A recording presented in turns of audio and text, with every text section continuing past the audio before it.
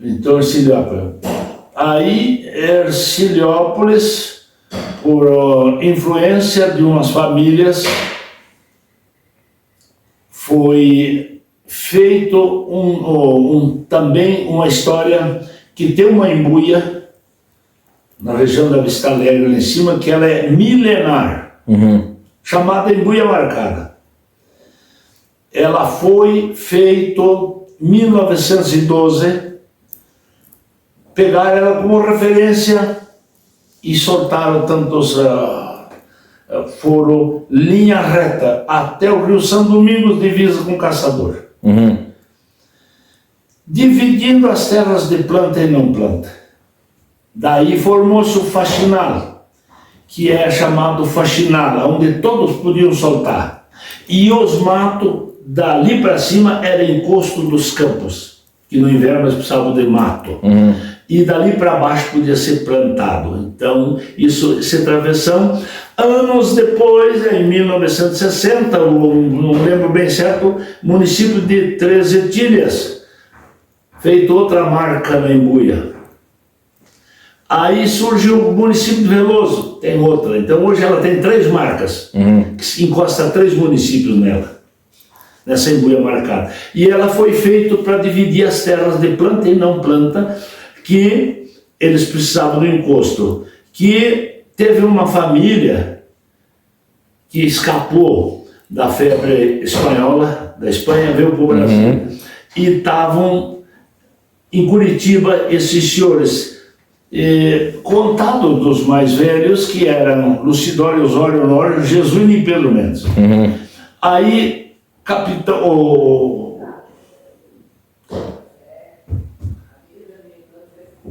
não é Paminondas, é Pimpão.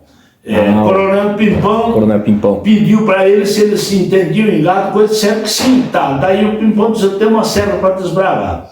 Aí começou, daí trouxe os rapazes e colocou eles aqui. E Pedro Mendes, o primeiro, pegou Macieira, Rio Mendes e a São Raimundo, Pedro Mendes. E daí veio descendo Lucidório, Osório, termina lá na Água Doce com Jesuíno Mendes. Toda essa prancha foi dada e até com uma certa ajudazinha, com ferramenta para começar a desbravar os campos. Porque daí, foi requerido as terras, ganhado? O governo mandou desbravar essas terras, porque esses campos eram capim e tinha charqueadas no Rio Grande do Sul que tinha o mesmo capim daqui. E já vendiam mula e charque para São Paulo e outra região, e era sinônimo de riqueza e precisava explorar aqui. Daí começaram a explorar. Daí os caboclos, daí começaram a fazer rancho, fazer casas. O índio vinha e queimava. Daí foi um ponto que eles pisaram o barro do banhado com terra, deu liga. Faziam bracatinga descascada, cortada da minguante, batiam o barro de lá e de cá, deu liga, fizeram material. Daí o índio aprendeu a jogar em cima e queimava. Daí começaram pisar bem o barro e fazer uma bolinha de barro e desenhar um goivo na coxa. Nos dias de chuva, de folga, os escravos e os peões faziam isso. Era um goivo virado aqui, outro aqui, deu, cobriram. E tem um palavreado hoje que diz assim: não, isso não vai dar certo, foi feito nas coxas. Sim. O significado que quando ia cobrir tinha que classificar os goivos, porque cada coxa tinha um tamanho. É por causa disso que é feito nas coxas que não dá certo, porque cada coxa tinha um tamanho. Sim. Daí cobriram, daí pararam de botar fogo, daí começaram a desbravar os campos. Aí, mais tarde, surgiu um senhor Antônio Pedroso, que morreu já com 80 e poucos anos, o Ari Pedroso no Veloso, que era filho do Ari Bugreiro, do Veloso. O famoso Ari Bugreiro. Ari Bugreiro, morreu com 80 e poucos anos, era filho de Silvério nos campos. Esse Silvério ganhou a vida e criou a família.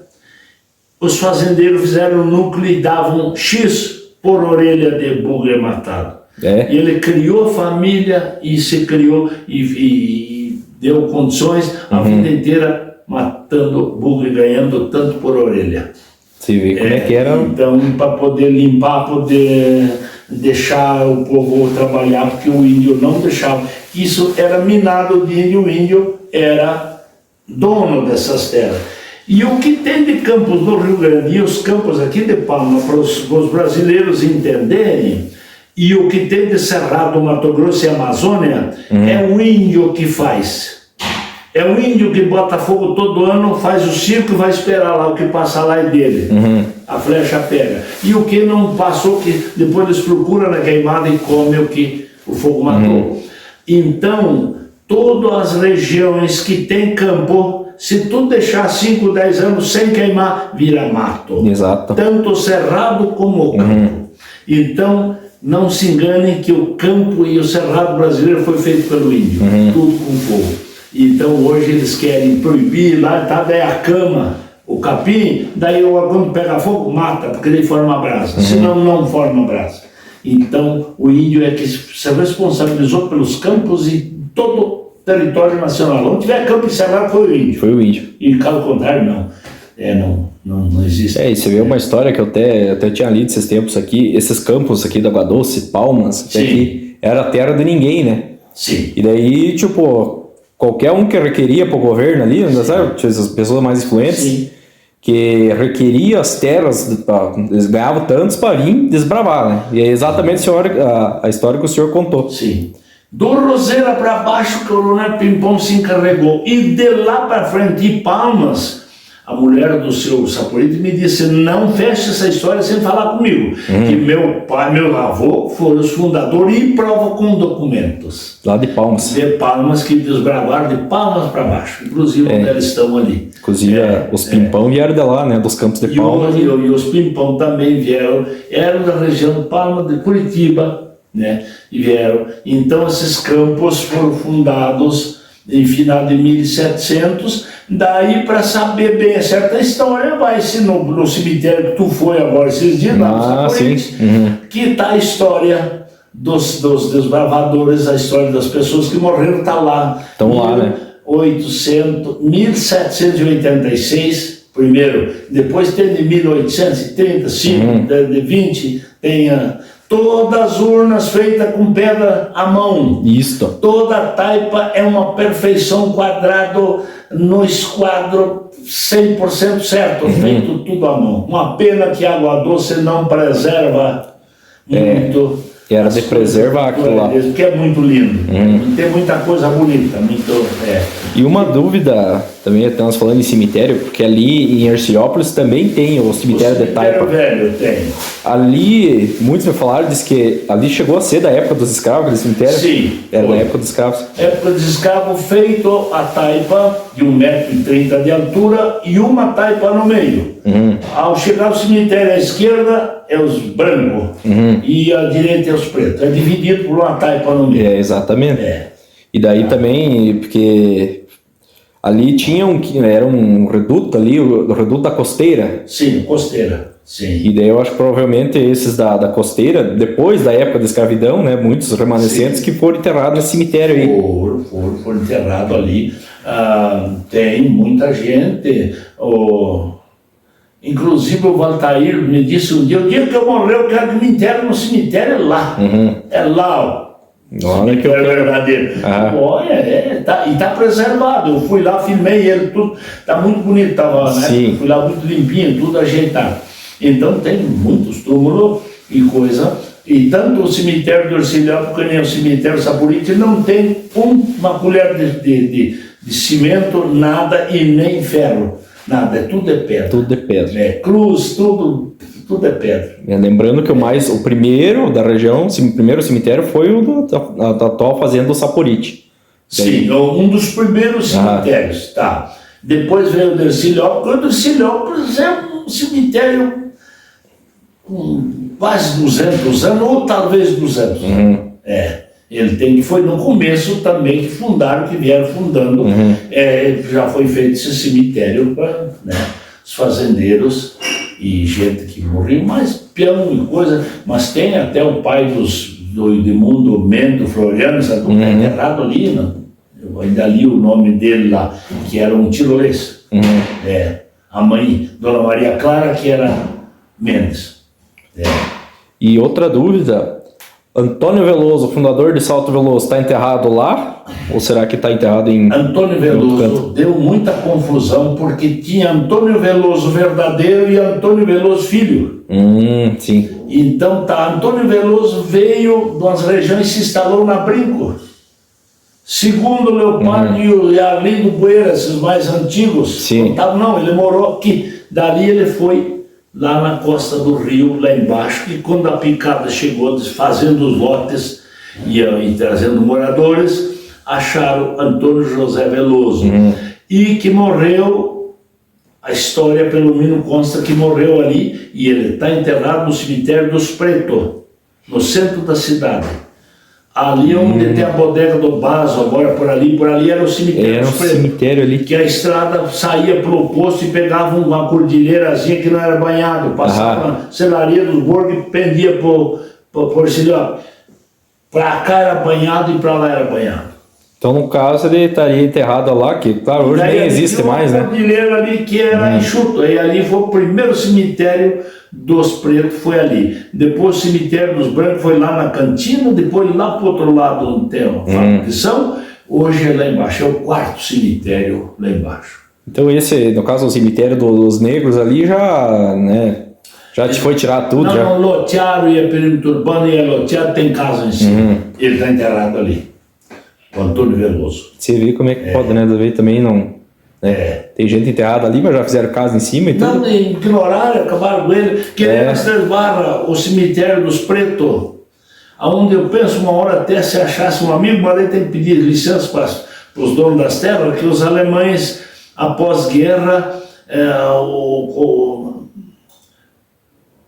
Getúlio Vargas declarou guerra com a Itália.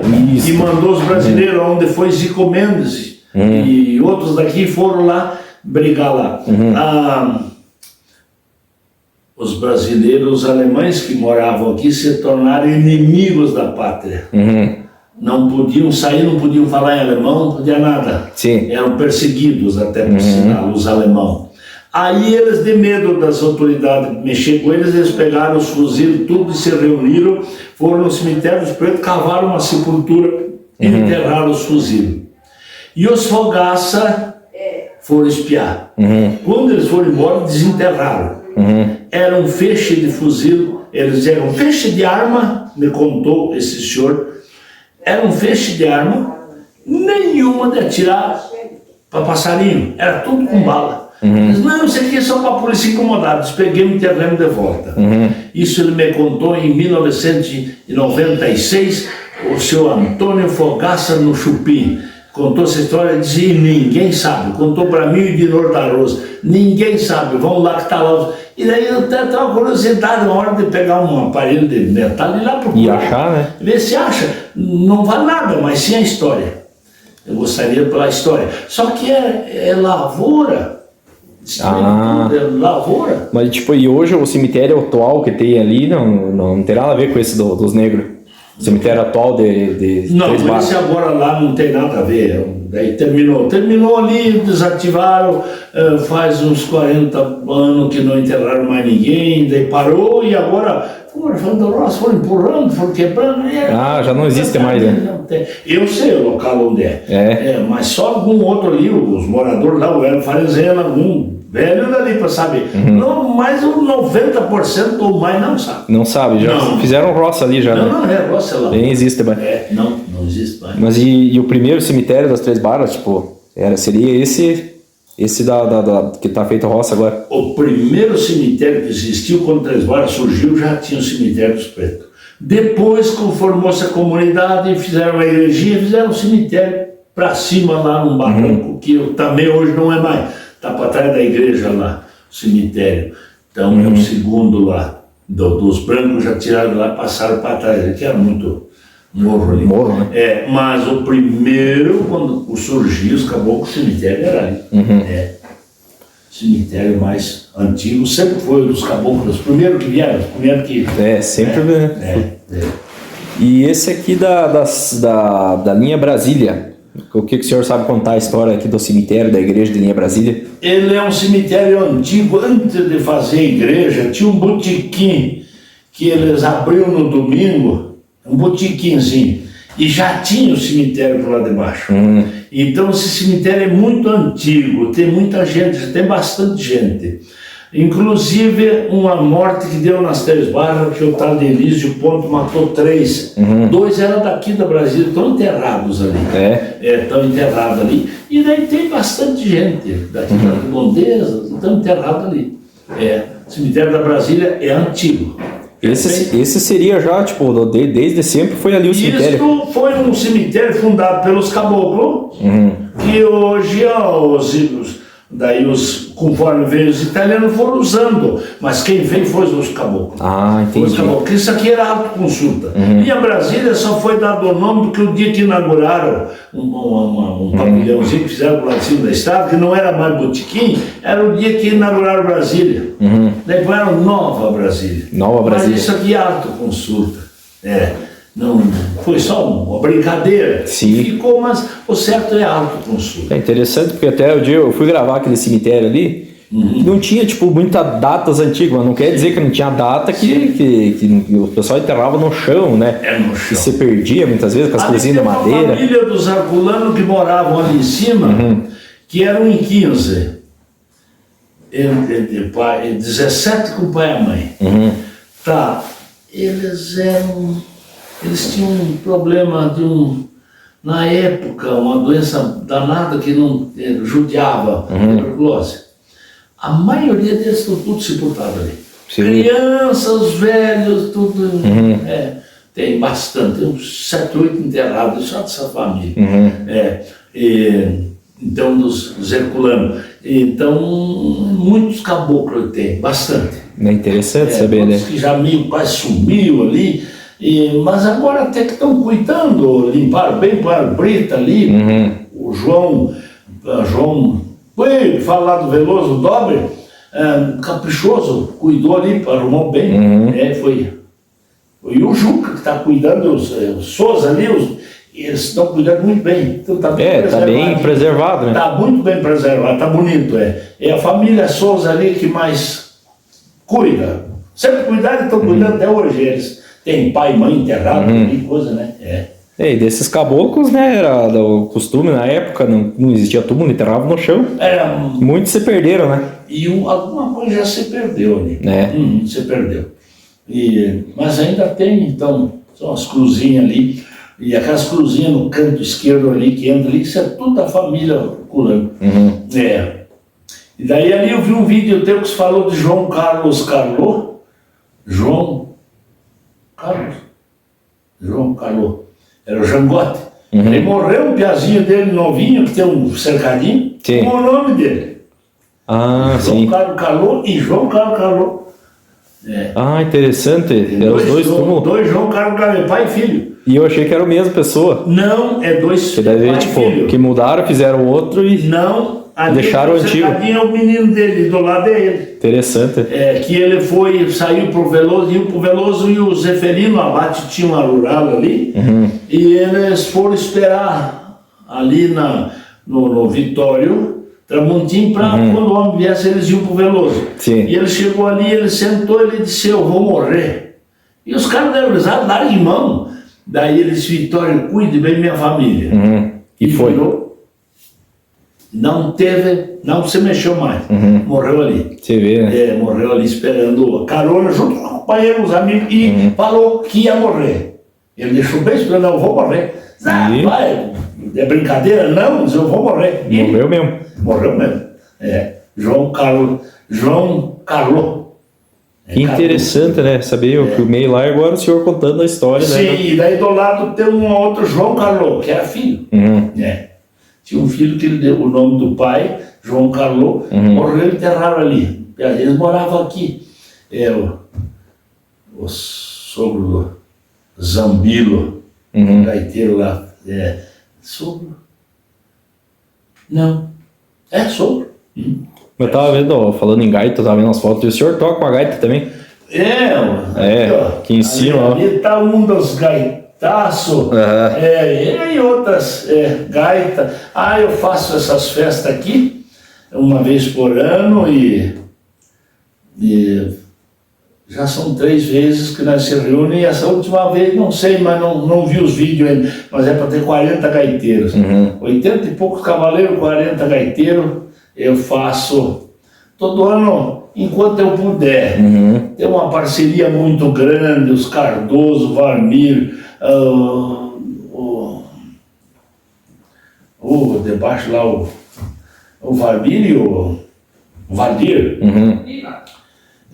Vem aqui, ajudam, tem as equipes, uns vêm no domingo antes, já vem a turma de cavaleiro, matam uma ovelha, uns assam, outros arrumam tudo, às vezes deixa tudo pronto. E daí no dia vem esse pessoal, cada um assume uma coisa, fazem, todos tocam, tudo sem fins lucrativos. E eu faço as festas sem fins lucrativos.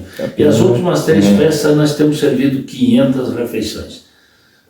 Apenas para cultivar a tradição gaúcha, só para cultivar, uma questão até de uma promessa da falecida mulher que queria fazer e queria dar pouso para os cavaleiros que vinham na festa na Brasília e depois tinham que voltar. Ela disse que mas dá pouso que daí eles podem ficar mais. Sim. E daí começou com essa história e não parou mais, e cada vez está.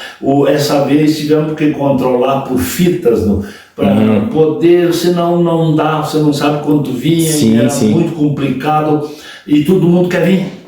E daí eu até essa altura eu aguento mais, daí pode me judiar. Daí eu não quero que me falte.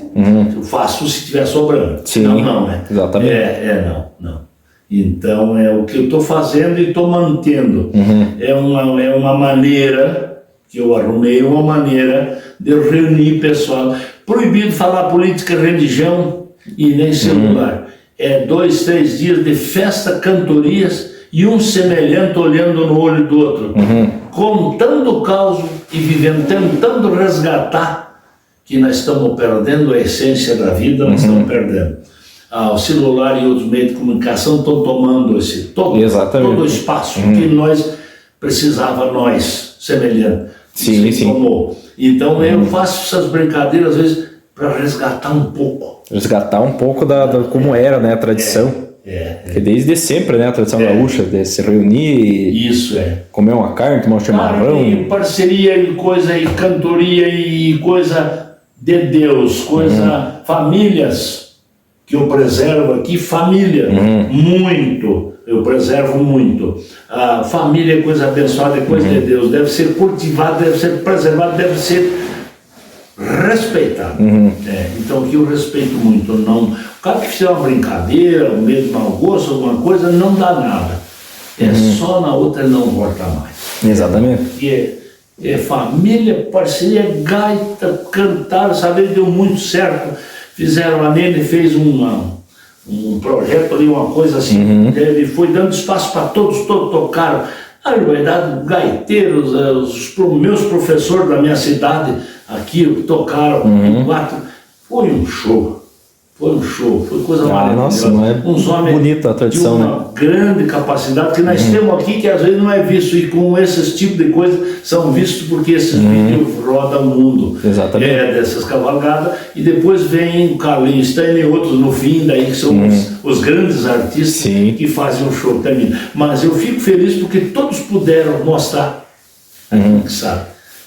Os amadores, os professores, e no fim os profissionais. Show de bola. Mas então aqui, né, já conversamos aqui com o seu Jair, contador de causas, ele contou muitas histórias pra gente, né, até dividir em 2 vídeos aqui, né, para o pessoal ver. Só uma pergunta, quantos anos que o senhor tá já, seu Jair? 75 anos. 75 anos, né? E que viveu toda a história aqui de Três Barras, São Vicente. E quando eu tinha 5 anos pra cá, eu lembro tudo. Lembro de todas as histórias e outras, e região e outros, até vários países onde conheci e prestei muita atenção, todos os costumes e como é que funciona e o que quer dizer, tenho tudo esse conhecimento. Então só tenho a agradecer, né, do senhor disponibilizar teu tempo aí, né, da atenção, né, de estar Mas eu fico feliz de poder repassar isso que eu sei para os demais e que façam o possível, que façam o bem e que os jovens de hoje, apesar da tecnologia, da internet e televisão e o meio de comunicação, está tomando o nosso espaço, que eu já falei, mas os jovens, todo da tua idade para baixo, o que passar de tecnologia com a mão direita, pegue. Pegue, senão vocês vão ficar no tempo, tem que acompanhar. Sim. Ela vai fazer mal, um dia já está trazendo consequências, mas tem que pegar, não pode deixar. Exatamente. E com a mão esquerda tragam ao passado, se quiserem que o trajeto de vocês seja correto, senão não. Não precisa fazer o que nós fazíamos antigamente, mas sim como equilíbrio. Tragam ao passado, é uma corda bamba. Use as duas mãos, uma técnica e a outra o passado. Exato. Que daí dá certo. Senão, eu falo com todas as letras, não dá certo. Show de bola. Mas então é isso, então, seu Jair, que nem eu sempre termino as entrevistas, né? Muito obrigado e que Deus te abençoe hoje e sempre, né? Obrigado. Fico muito obrigado. Valeu. E estou às ordens. Então é isso, né, pessoal? Entrevista com o seu Jair aí. Então vou me despedindo de vocês. Fica um grande abraço a todos e até a próxima.